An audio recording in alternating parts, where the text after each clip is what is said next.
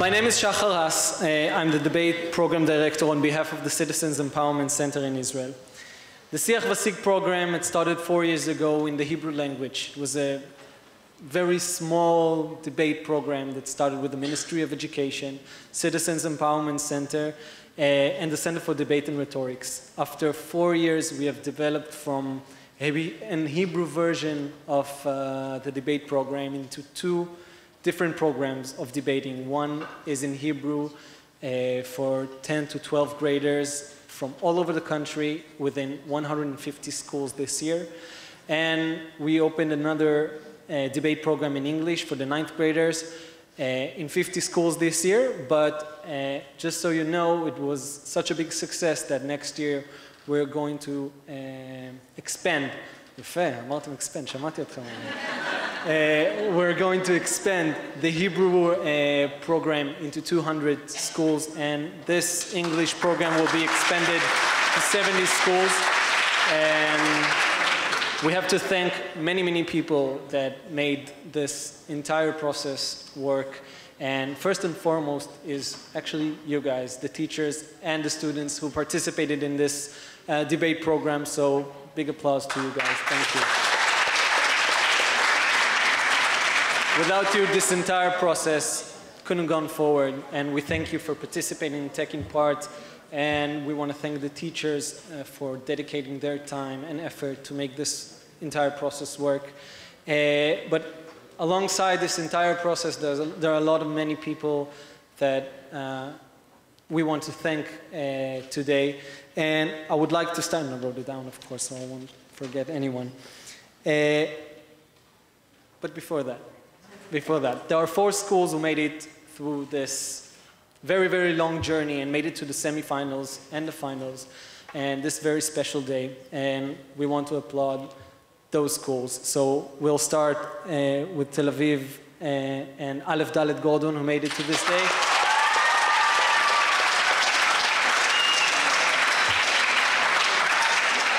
And another school from Tel Aviv is Teva School.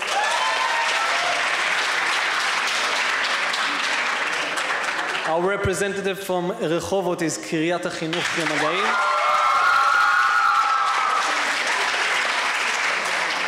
Very impressive that was. And junior high Ben Gurion in Herzliya.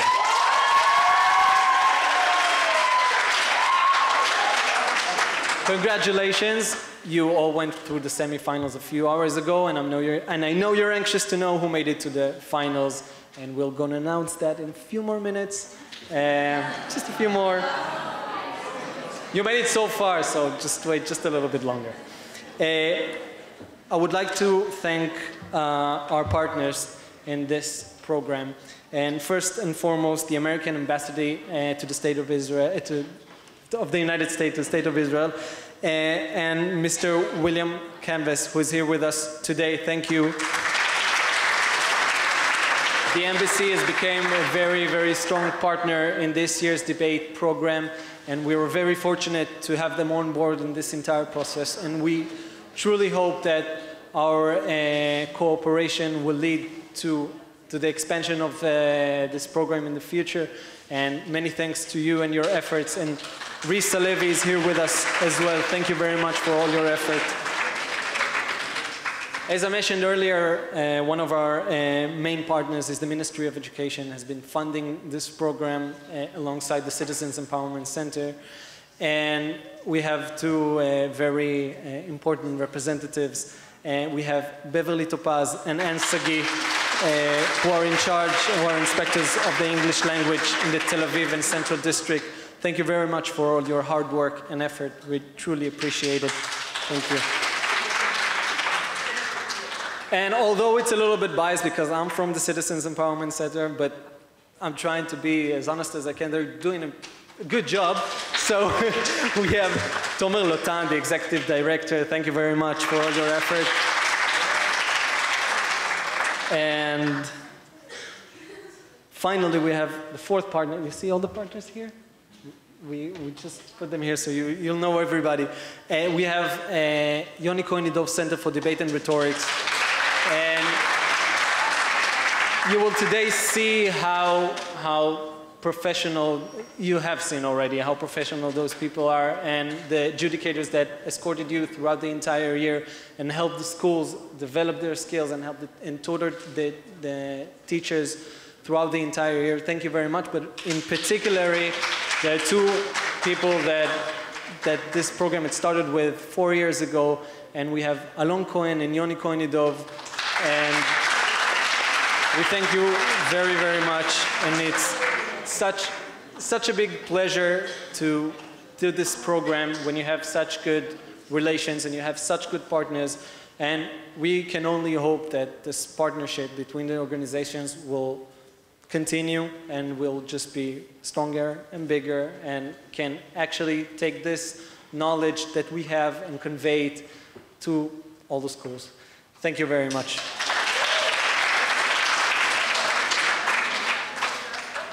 Okay, before we go on to the winners, we have some thank yous and blessings that we have to do. I would like to call William Canvas, Acting Consular for Public Affairs from the Embassy of the United States of America to Israel, to say a few words on behalf of the embassy. It's great to be here this afternoon. I tell you, I'm getting a little bit old, so the energy in this room is very important. It's like a vitamin B12 shot, you know, right in the arm. First, I'd like to thank our partners at CECI and also the Ministry of Education, Tomer, Shachar, Beverly, and Ann, for your partnership on this very good program and for the work that you are doing to make Israel a more tolerant place through education. To the students here, I want to congratulate you all for your hard work. You've done a lot to learn the skills of debating to prepare yourself for today. It's not an easy thing to do. It's a skill, it's also an art, I think. And you're doing it in English, which I assume for most of you is a foreign language. So you all deserve a round of applause for that effort. Now, we're going to be here for the final part of the competition, which will be in English. And I want to tell you that if there are any mistakes, you lose points in your English. But don't be nervous. We are very happy that we have been able to participate in this program with you and with the organizers. I guess one of the things about debating is it can be a lot of fun. It's like arguing, but it's also a sport. It's a competition. And it teaches you how to argue effectively with other people. Debating teaches you to think critically and quickly, and to express your ideas in a persuasive manner. And it also, I think, gives the participants more confidence in speaking publicly and in presenting an argument. I'm sure that many of you are now much better at arguing with your parents and your teachers than you were before you were in this program. It's also a very important tool for society. It forces you to, debating forces you to consider issues you may have never considered before. Sometimes it forces you to argue for things that you disagree with, or against things that you do agree with. So you really have to put yourself in the shoes of the other if you're going to be a good debater and to win this competition. I think this ability to see things from the other side is so important for any society. Not all people agree all the time. In fact, most people disagree all the time. And one thing in the many years I have been coming back and forth to Israel is that everyone has very strong opinions, and they are ready to present them. But some people do it better than others. And I think those who do it the best are the ones who are learning the kinds of things that you are learning and practicing the kinds of things that you are practicing. So if people are able to listen to one another, if they are able to understand other points of view, to talk to others with respect, everyone, the community, the country, will be better off for this. So I wish all of you good luck today, and I'm looking forward to the debate. Now, I'm at the government podium, but doesn't mean I'm not, also for the opposition. So we're looking forward to hearing the rest of the programs. Thank you. I would like to call to the stage Tomer Lotan, our Executive Director at the Citizens Empowerment Center, to say a few words. I was also drawn to the opposition side. It's more natural for me, but I'm doing what Shachar tells me to do, so I'm standing here.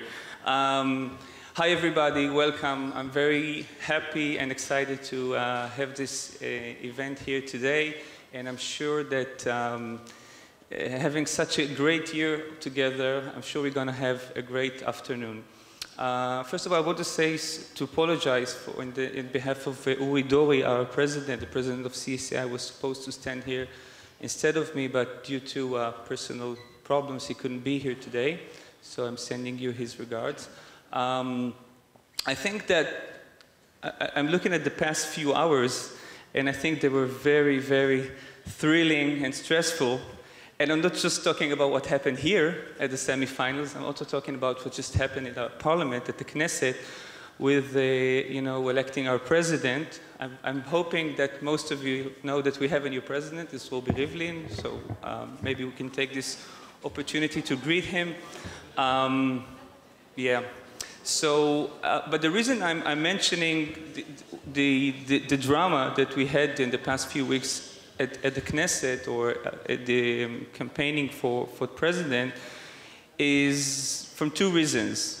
One is that I think we have a challenge today, and that is having a bigger drama than what just happened at the Knesset, and having this a very good dispute in the coming debate. So I'm pushing you, the ones that will participate in the finals, to be more dramatic than what just happened at our parliament.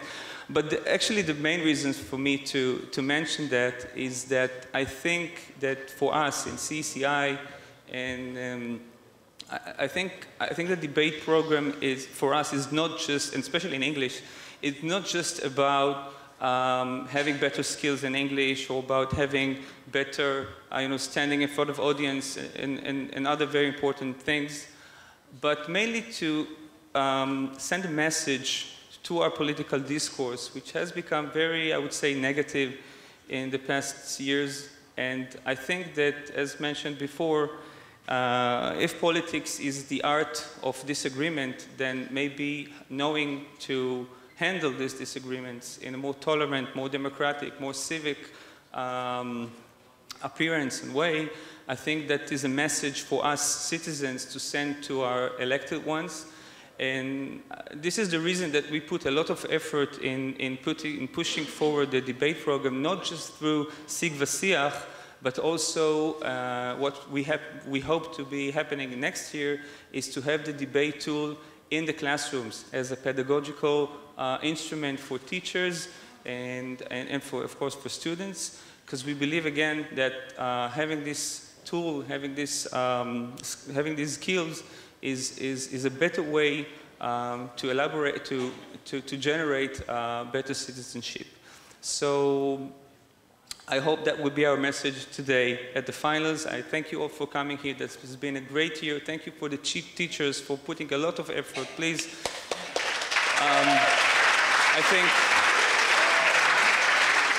I know how difficult it is to start these new clubs at the classrooms, and we want to back you in the coming years. So I'm thanking all our partners. I will mention the names again. And looking forward to the competition. Thank you. Thank you very much, Tomer. Last one before the results, I promise you. Last one, it's a very important one. And we have Beverly Topaz from the Ministry of Education, a very, very meaningful partner in this competition, in this entire process. And I thank her so many. Not on stage, so I can thank you again on stage. Thank you. Right, and the winners are... You're going to have to wait a few more minutes. I apologize, but I think the stress and the excitement is good. Right, very quick. It looks like lots of pages, but the font is like 22, so I can see. Quick history lesson. On October the 30th, 2011, it's a while back, together with the Citizens Empowerment Center in Israel. I call them Sissy, and Shachar always says it's Sessi. Shachar Haas, our program director, Yoni Kehn-Ido from the Center for Debate and Rhetoric. We launched a program which we named at the time, I think Yoni was the one who came up with the name. We called it Debate, Empowerment, and Leadership. Pretty ambitious, wasn't it? Well, we'll see. Due to the resounding success of the program, we managed to forge new partnerships, and we're fortunate to secure the support and funding from the United States Embassy, we thank you, as well as invite the Central District and to join us. And we thank you for joining us and embarking on this journey with us. We were ambitious. We began with a 30-hour Hishtalmut in-service training for teachers and a short refresher course for those veteran teachers who had taken the Hishtalmut before. And our purpose was to first train the teachers in the tools of debating, and then the teachers were expected to go out and then train their pupils. The culmination of this very long journey is today's event. In retrospect, we underestimated the passion, commitment, and devotion of our English teachers. They have worked, all the English teachers have worked professionally, resourcefully, persistently, tirelessly, and with a great deal of sensitivity in preparing you guys, the pupils, for this challenge. They've invested far more time and effort than we could compensate them for, and for that I do apologize. They worked with the pupils in the evenings, in the afternoons, during holidays, over the weekends. They bore with us, forgave us for the mistakes we made, overcame many, many obstacles, and they all deserve a huge round, once again, of applause.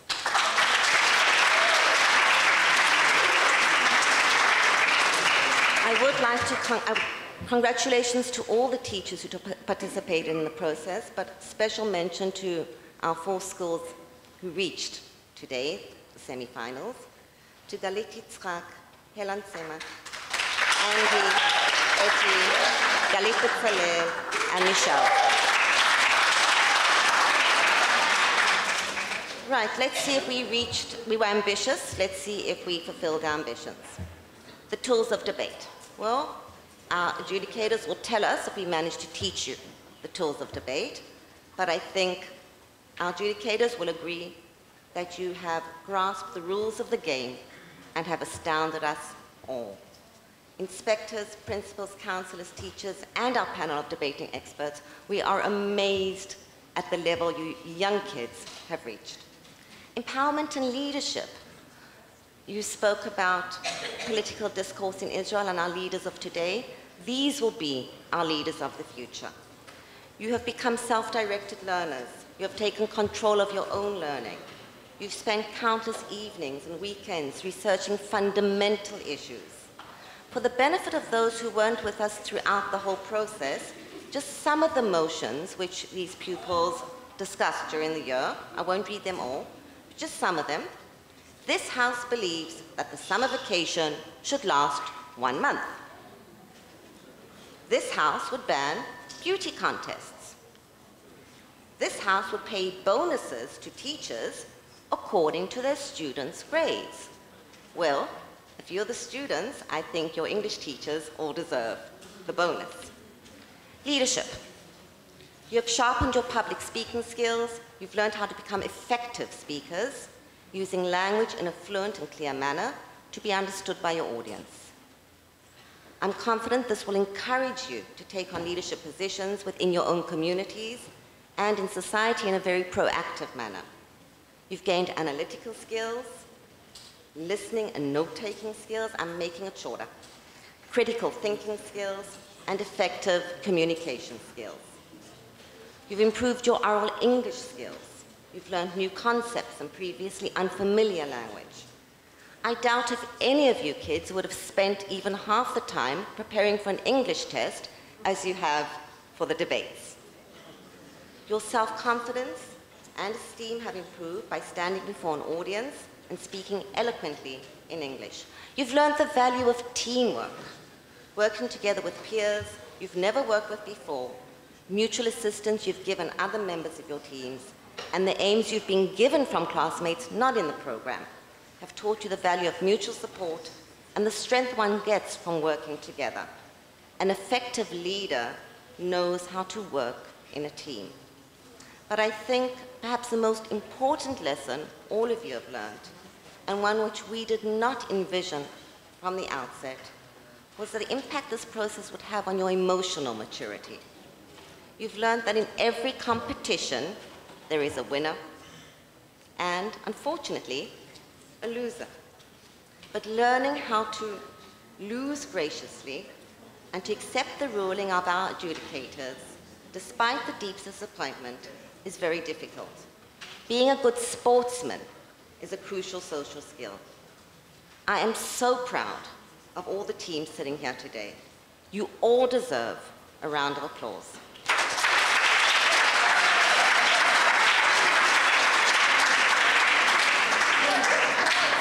Very quick thank yous. Risa Levy and William Cavness from the Public Affairs Office of the United States Embassy, your enthusiasm for the program, your help in funding. We wouldn't have been able to pull this off without your backing. We hope you're on board with us in the future. Where's Tomil? Tomil, our Executive Director of CESI, for your support, your assistance, and even more important, he already told you, but securing funding through the Ministry of Education for the continuation and expansion of the program. Next year, guys, we are going national. We are taking the show on the road. Shachar. Shachar is the man behind all those countless emails. Your assistance, your patience, your contribution, your input, your attention to every little detail, the logistics throughout the year, not just today, your sense of humor have been invaluable. You are such a pleasure to work with. Yoni, where's Yoni? Yoni, can't see Yoni. Yoni for his charismatic workshops, I can't see where he is. And guidance, even from afar. Yoni was out the country for many of the period, but he was with us all the time. Alon.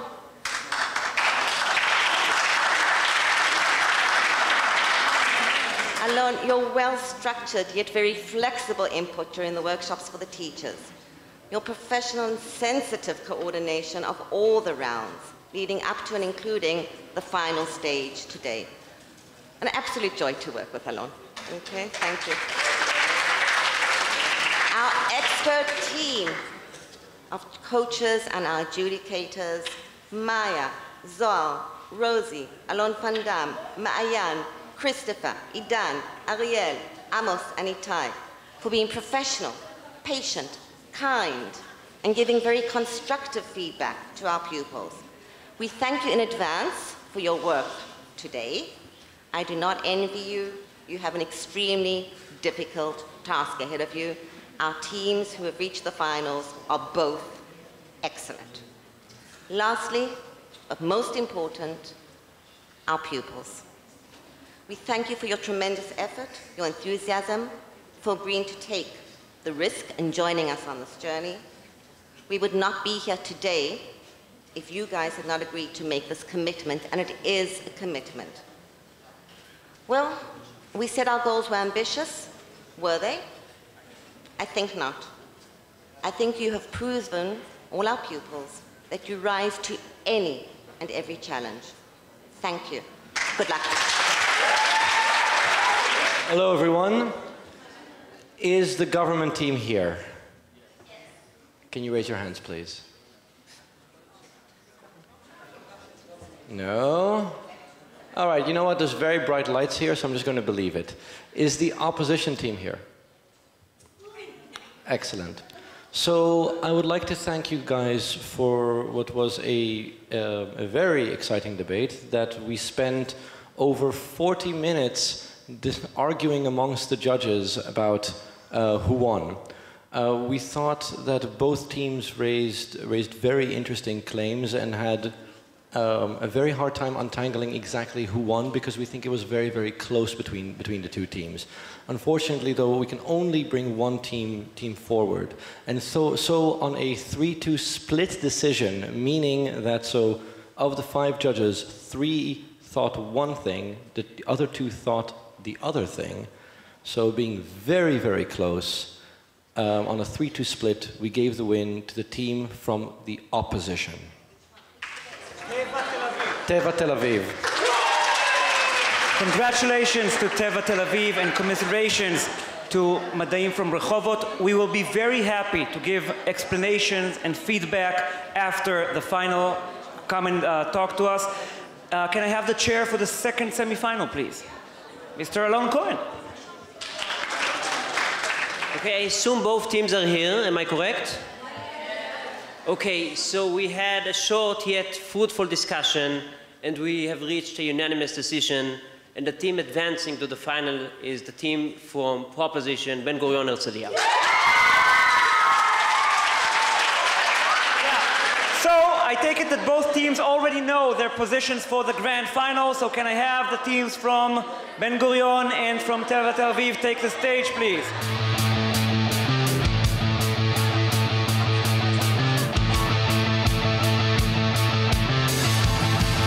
This is how the debate is going to be carried out. We have a government team that is going to propose a motion. The motion, in its exact wording, is that this House would unite the Jewish, Arab, and ultra-Orthodox education system into one education system, which is a phenomenal motion, and whoever came up with it is a fine-looking young man. I am handing the gavel over to the chair of this debate. Have a great time and good luck to both teams. Hello, I'm Talia, and I'm the Prime Minister. First of all, I would like to repeat the motion. This House would unite secular, Orthodox, and Arab schools together. By that we mean combining the separated education systems into one in cities where there are diverse populations, such as Akko and Yafo. We all agree that there is a problem.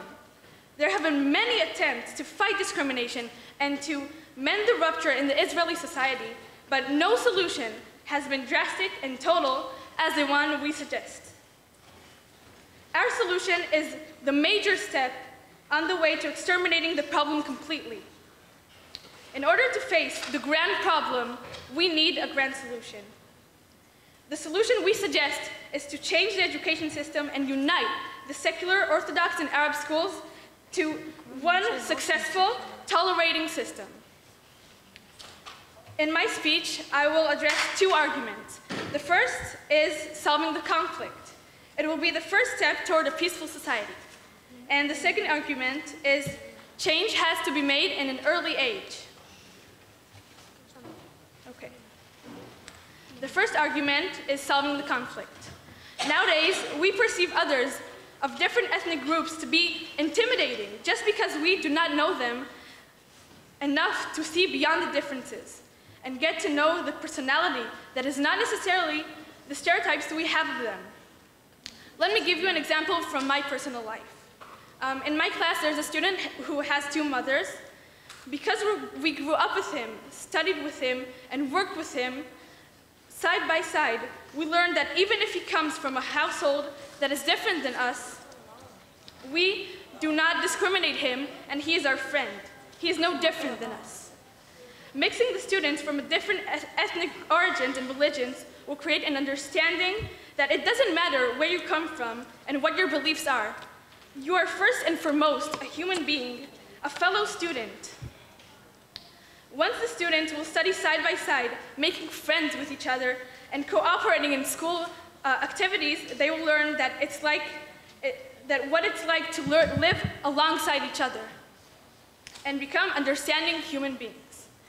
We have a powerful tool in our hands that can solve this problem. Why not use it? And now I will move on to my second argument, which is change is made in an early age. When we are born, we aren't born with hatred for certain groups. We do not know or care if the other person is different than us. We only care about the person's personality. The moment Where the hatred and racism starts is when we enter the education system and start being exposed to the media. Both education system and the media teach us to fear the unknown, to stay away from those different than us. Once we mix education systems into one diverse environment, the children will learn from a young age that what matters is not your religious beliefs, but the person you are. They will grow up to be open-minded and understanding human beings. We believe that education is the factor that has the most influence on the person we become when we grow up. We can keep trying to teach grown-ups to be tolerant and open-minded, not now, but it is very difficult to change an opinion that someone has for many, many years. We know that the key to stop this problem is through educating children from a young age to be more accepting. And this is why we believe our motion, combining the education systems, is the solution that will solve this problem. Yes? Do you think that a kid with two moms has the same needs as a kid from other culture with its own rules and traditions? No. I was giving this example to show you that why children can be accepting of those different than them. And no, I don't think it's the same thing. And so this is why we believe our motion is the solution and the best solution to this problem. Thank you. Hello, before we start with my arguments, I want to rebut my friends what the government said first. You claim that putting them all in one school will cause a kind of equality. Well, you can keep balance and equality in the school. There will be obviously a larger group that will feel superior than the others, and that's not equal. That's the human nature to feel superior than the last, and that's human nature that's not equal. Second of all, you give us an example that from of a kid in your class that has two mothers. Yes, but this is not the same. This kid doesn't have the different needs, the different beliefs, the different traditions that a kid from other culture, the other religions sometimes has. Okay, and now for my arguments. We agree with the goal that you are trying to reach, but this is not the right way. You're imagining a pink, brightful, peaceful world where everybody just get along. The differences are too big to overcome. This is not what's going to happen. First of all, it's impractical. Teachers, you need teachers. The teachers has to know at least 2 out of 3 languages, Hebrew, Arabic, and Yiddish. They have to have no political opinions at all. Plus, they have to have normal skills every teacher has to know. We don't have this many. Second of all, what about holidays and Memorial Days? For example, we take the Ramadan. Some of the students and some of the teachers are actually fasting in the Ramadan. What about the others that aren't fasting? They're gonna eat, they're gonna drink. This is so disrespectful and we just harm the one that are fasting. What about Yom HaZikaron? There are some people that the Jewish people standing to the sound of the siren. This is a hard day for them. But the other one won't stand. Some of them don't want to identify it. That just will hurt the other one that do stand. What about the learning subject? There are subjects that we can't learn. The ultra-Orthodox mostly learn Bible. So if we take Bible and Quran, for example, the religion's rule doesn't allow the Jewish kids to learn the Quran and doesn't allow the Arabic kids to learn the Bible. Plus, I'm pretty sure their parents wouldn't like them to learn the other holy book. And if you teach both holy books, you're emphasizing the difference between the two cultures, and that's not what we want to happen. Sports lesson. We need to separate the boys from the girls because of the ultra-Orthodox. Actually, we need to separate every class, the boys from the girls. What about history? We have different history, language. We have different language. How can we teach them in a different language? That's hard. So what will we do? Separate them in class? What did you earn from this? It doesn't get anywhere. Traditions and rules. For example, let's take the dress code. Israel, as we all know, it's a hot country. A lot of the secular Jewish girls like to wear tank tops and short pants. But it just can't happen because of the ultra-Orthodox. Every religion has its own need, its own rules, its own traditions. For example, ultra-Orthodox, they want kosher food in their school. But most of the secular Jews, or some of the secular Jews, doesn't eat kosher. They eat unkosher, and that's causing another problem. The differences are just too big to overcome. So we're suggesting, as the opposition, suggesting a different solution. We suggest that reaching the goal through education and fun.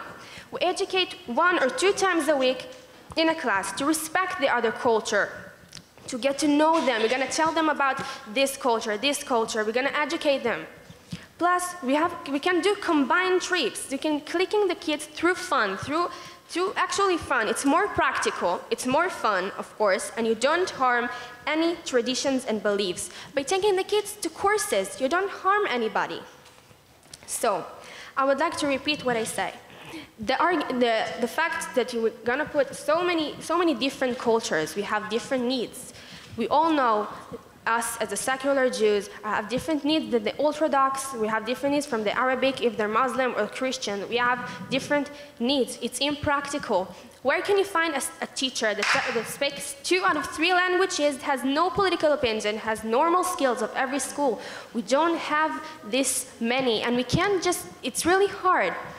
Holidays and Memorial Days, we have different holidays on different times, different periods a year. We can't just have so many holidays in one year and just meeting every religion, every culture's needs. The traditions and the rules that every culture requires are just too different. You can't have the freedom of the secular Jews. The secular Jews have the freedom to wear what they want, but still they have the modest way of the Orthodox that want to wear everything more modest. Some of the secular Jews, as we all know, aren't so modest, and you can't just meet in the middle. There's no place for that. So we are offering a different solution. Educate, tell them what the other teams feel like, the other cultures feel like, 1 or 2 times a week. That will be so good for them. And combined trips will click through fun. It's more practical and it doesn't harm anybody. Thank you. Okay, hello everybody. My name is Tomer and I'm the deputy of the coalition. Firstly, I would like to rebut some of the points the opposition said and then add some new points to our side. Firstly, they talked about all the little things that why we can get along and why we shouldn't. They talked that we can meet each other right now in this situation right now where we learn in our schools.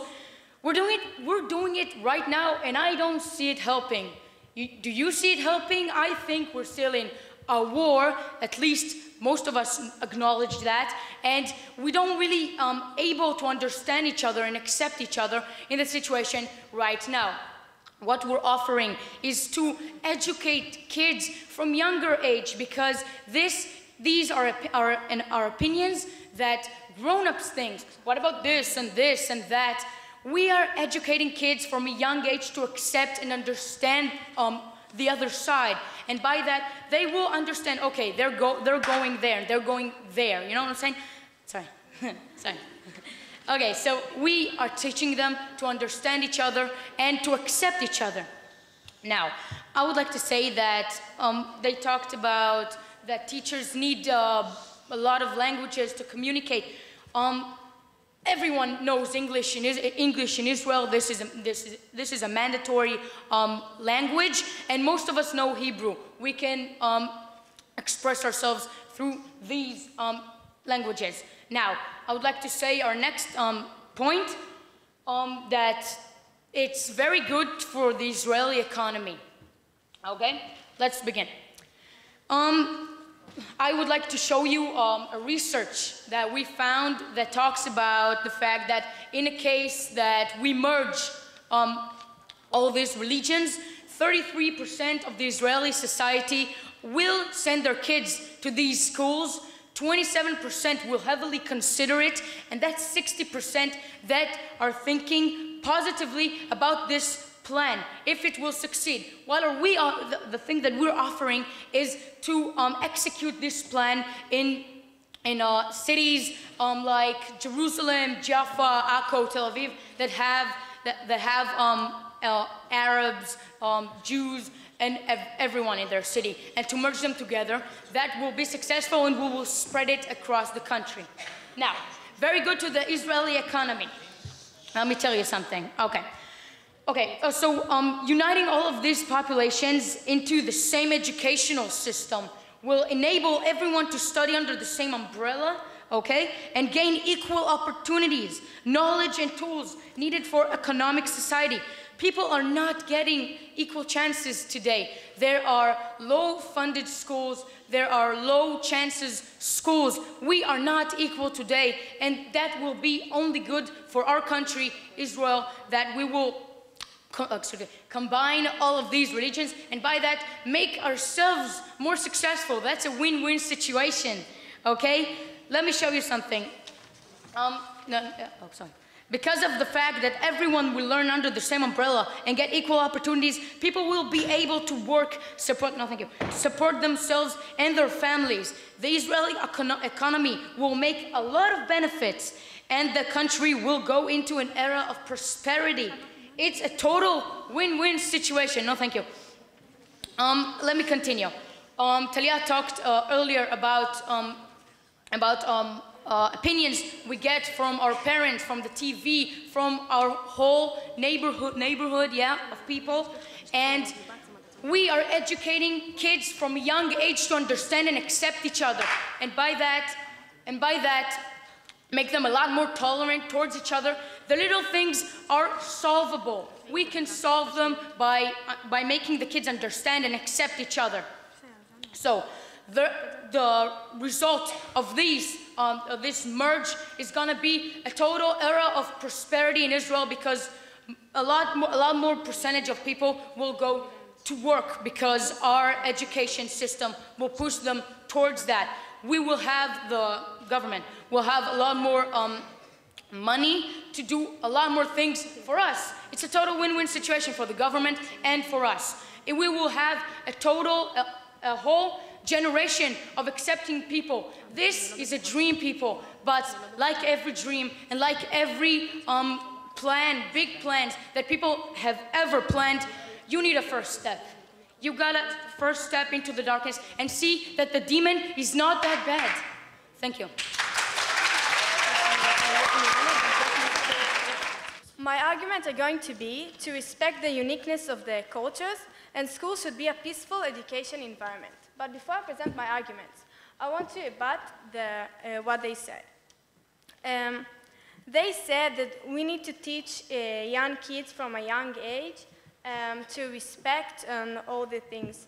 But you can't trust the kids, you can't let the kids solve the problems of the adults, of the politicians. You can accept from them that if you will put them everybody in one school, then everything will be good and they will love each other.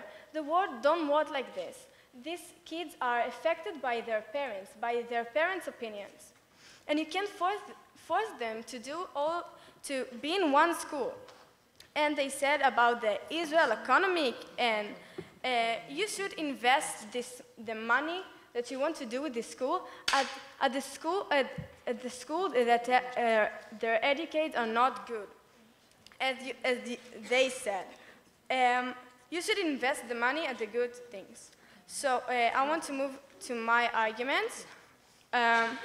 Israel is a democratic country, and the strength of a true democratic country is to contain and respect multiculturalism. While people try to draw a picture of an Israeli and how it should look like, they heard the different cultures and religions. We believe that by uniting the Jewish, Arabs, and secular and ultra-Orthodox, we will create a big damage at education system that treats all the cultures the same. Think about it. How will you pass a lesson about Israel history? The Christian Arab think about Israel in one way. The Muslim Arabs think about Israel in different way. Jewish think about Israel in other way. And ultra-Orthodox in extreme different way. Because their point of view are so different. Yes. Okay, you just said opinions that we're believing right now. That's why we want a change in this country. Yes, we agree with you that there is need a change, but this is not the right way. We said that we have a better solution to take these kids to a trip together, to have 1 or 2 lessons a week that will teach them, to have courses together that will combine all of the cultures and religions. Back to my point. Because they are so different and unique that it's hard to combine them unless you had the cultures. Because a place that the students go every single day, they need to feel comfortable and be who they are and be in a frame that fits to them and what they believe. To my second argument. We live in Israel, complicated country, that we hear every day about Tag Mechir and terrorism in the news. And you think that by having the same education system for Arabs, Jewish, and ultra-Orthodox, we'll have less of these things. You think that we will have better peaceful environment. You want that the kids will solve what the adults and what politicians can solve. You are expecting for them so much. You should remember they are only kids. They are going to school for one reason, to learn, not for other things. Of course, don't understand us wrong. We do believe that they need to know the other cultures and religions. But by forcing them to do it every single day, you might get the opposite thing. Because all the tension there is between the cultures and religion can make fire. Parents with extreme political opinions affect their children's opinions too. And take Jerusalem, there's extreme opinions. And every small thing that happens in the news can cause violence, tension, and unpeaceful environment that we want to give the children, because they are going to school to be safe, to learn, and kids should feel comfortable. If the parents will send their kids to a school like that from a choice, then it's different. But you are forcing them to send their children and do something against their ideology, against their opinions, against their thought. To conclusion, we do believe that the culture and religions should know each other, but this is not the right way. We need to have courses, trips, lessons in a week that will be much better and much useful without hurt the cultures and the learning. That's it. Hello. So this debate was very interesting, and we've heard various opinions. And as the whip of the proposition, I will sum this debate for you and speak of the main clashes. But first of all, I'd like to rebut some of the things that the opposition has said so far.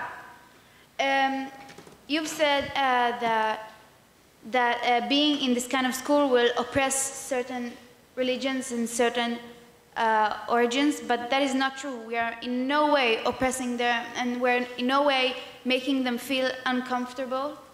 That is just not true. And you've said that we expect children to have a huge political influence, and I don't think you've understand us. We don't expect children to solve political conflicts. We want to raise a tolerant generation and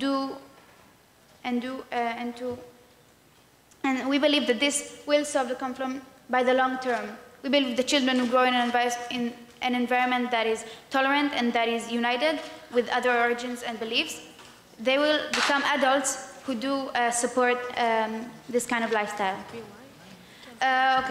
First of all, I would like to speak of the first clash, which was about whether such a school is possible or not. The opposition has found many holes in our solution and has called it impractical. We are trying to encourage an understanding and compromises. In life, if we find problems all the time and claiming that a solution is impossible, do we just give up? That is not the thing that we support. You say that you support solving the problem of separation and discrimination, but yet you are not agreeing to find compromises, and we are agreeing. We're saying that compromises are worth of executing the solution. The second clash is about the students getting along in the school. You've said that it isn't the school, the children will not get along in school, that because of the effectiveness of the media, they will go against each other, and no thank you, and that they will not like each other necessarily. We're not saying that they have to love each other, everyone loves each other, and it's all rainbowy and pinkish and flowery, but we do say that when you're in the same boat, no thank you, as other students, when you study with other kids for several years, you respect them as much as you respect the other students. You think of them as equals to all the other students. No, thank you. you've spoken to about the media as we did. We're hearing a lot of things from the media about certain populations, but this school encourages not relying on prejudice. No, thank you. This school is encouraging seeing a person as it is, as a student, as a fellow student, as a friend. By executing the idea of this school, we support children seeing one another as human beings and not just as what they see from the media and what they hear from their parents. Yes. Don't you think that if we found so many holes in the solution, we should switch the solution? Okay, but I haven't heard you offering any other solution, which was as fundamental and helpful as the one that we've suggested. So I don't know what you're going to do if all you do is finding things that we don't get along with each other. We do not work that way. We do not just give up when you find a few small problems. We're trying to find compromises, which is what we're trying to encourage in real life, compromises with each other in the students and making children understanding to each other, no thank you, and that another religious students will not just be mad of another secular student for not eating kosher. We're trying to raise an understanding because that is the society that we have today in Israel. We're living alongside each other. I don't know if you're aware of that, but you are living alongside Arabs and Orthodox and secular. You have to get along with each other in school, or unless you're not gonna get along with each other in real life, and that's a real issue. No, thank you. So to sum up, I will say that we believe that this motion is essential in order to create a better generation of students who are considerate, kind, and respectful to one another. These children who grow in a diverse but united environment will understand better the Israeli society that exists today and will improve it by the long term. Once they learn in school that contain the diversity in our society, they will understand the idea of equality and will learn to be tolerant to everyone without considering any difference of religion, origin, etc. This will be the first step of lessening discrimination, racism, and separation in our society. Thank you. Okay, so today we heard some different arguments, but before I sum up our side, then I want to rebut a couple of things. I heard today that we said that the long term is going to be great. But what about the short term? I mean, we're going to cause so many problems that the long term won't be able to take care of the problems that we're making in the short term. Also, as I said before, if I found so many problems in the solution that we said that you guys are giving us, then shouldn't we change the solution? And you said that we didn't say any solutions. Well, we did. We said that by bringing each other together and having fun, well, that will create memories, and that are the good things that we all are together. And yeah, no. I'm gonna continue on to our arguments. First of all, the teachers, they need to know at least 2 out of the 3 languages to teach the children. I mean, that's why school is there for the first place. We need to make sure that these teachers won't give us any political options, nothing. I mean, because when you have a class that is so diverse in the students, yes? Teachers aren't allowed to express political opinion now. Yes, but when you add the thing that there are going to be three types of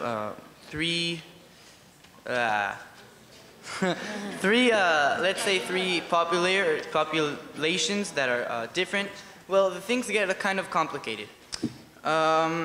Also, the holidays and Memorial Days.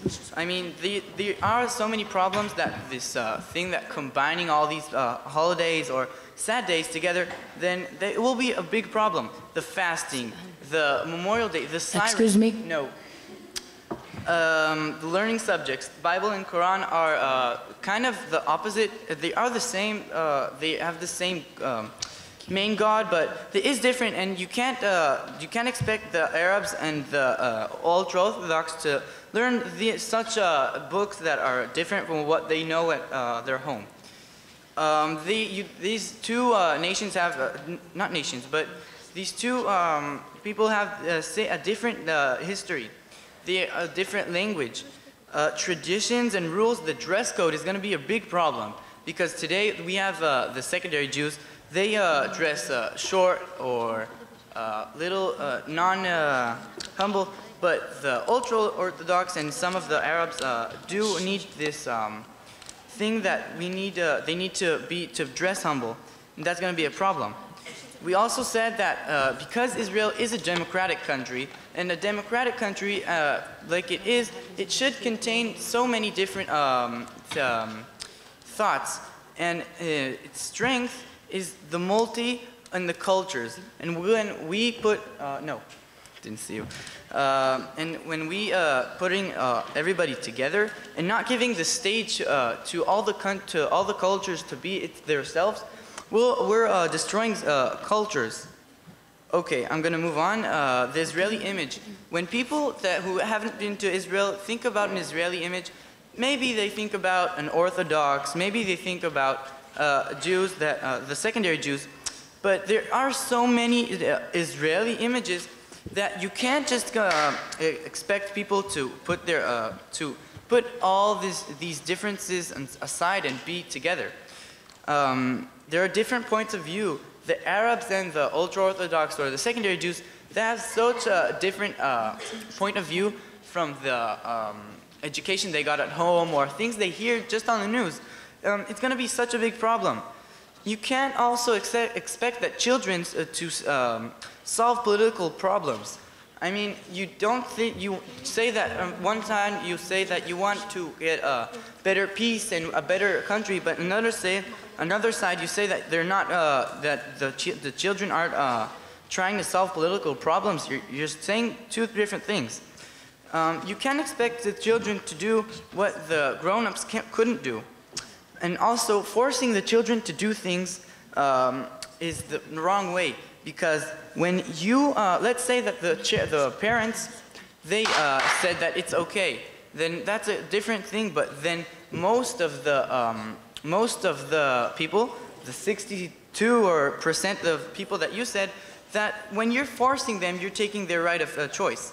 And it's going to cause the different effect. Thank you very much.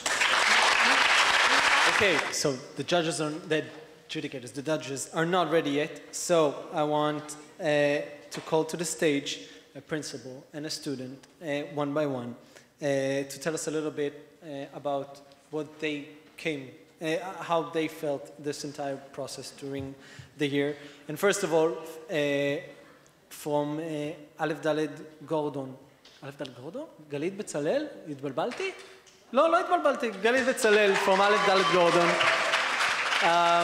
Definitely one of the more, the greater, the best teachers that we had this year, very committed to this entire process, and I'm very happy to have you on board on this process. My name is Galit, and I've been a teacher in Aleph Dalet Gordon for 11 years, and this is our second year in the program. And 2 years ago, we were called to the Sesi is better. Sisi is better. We were called there, and they invited us to introduce to us the program. And I remember my first reaction when I saw Yoni speaking, and he showed us a few debates on video. And I said, no way, 14-year-old kids, our 14-year-old kids will ever be able to do that. Well, they did. They did. This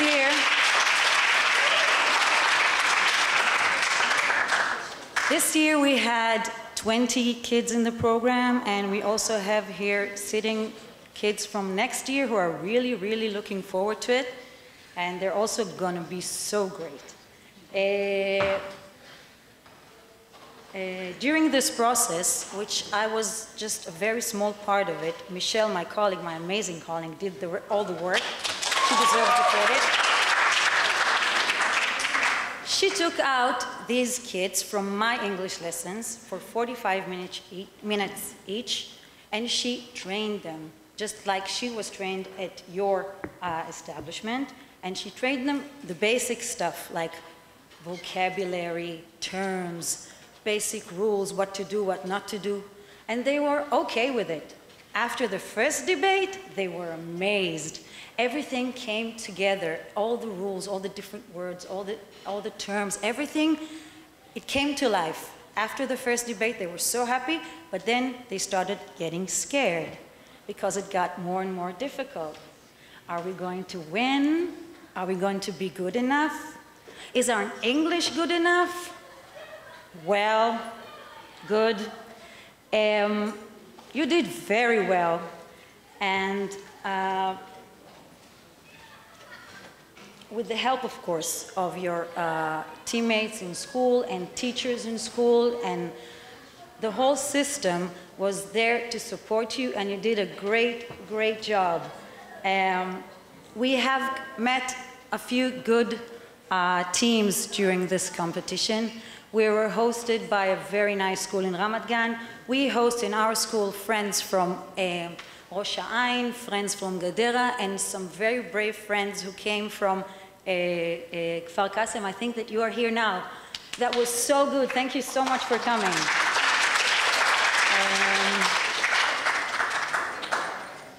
Throughout the years, I heard and saw kids from A.D. Gordon School using debate language. All the terms that only debate kids know. They used it in the corridors, they use it in class, they use it while texting. I actually heard them saying it in the corridors, saying, this is a very good rebuttal. Oh, I don't think this will stand in a debate. This is only debate language, only you guys know this language and you've learned it so well. They are leaving us, our kids, and they're going to high schools throughout the city.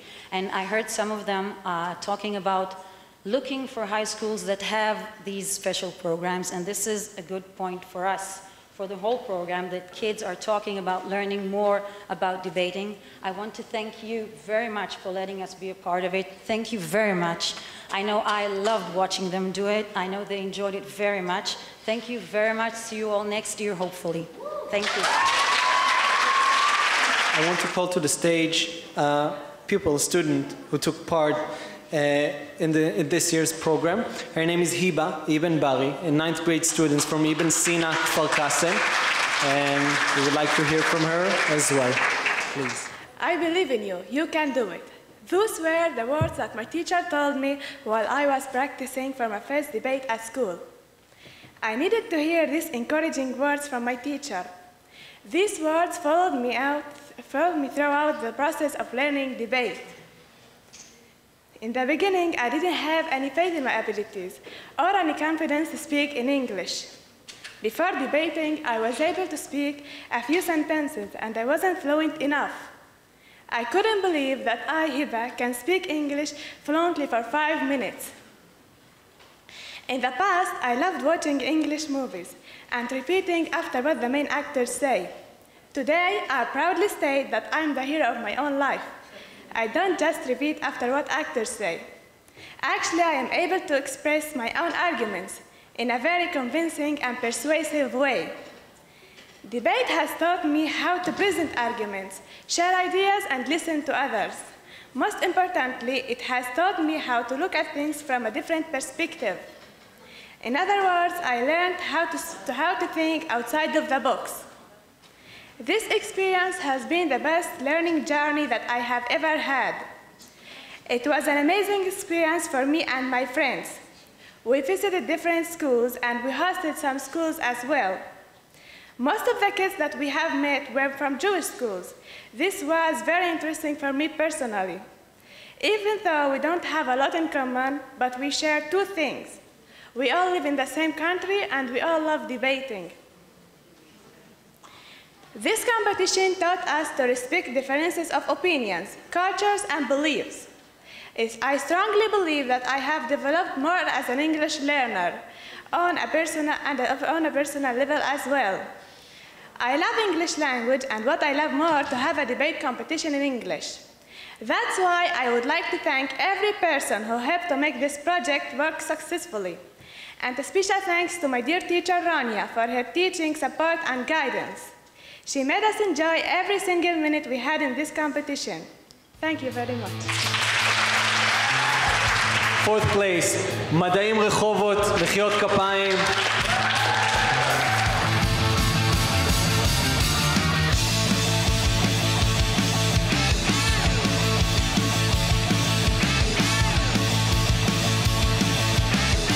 אוקיי, מקום שלישי, א' ד' גורדון.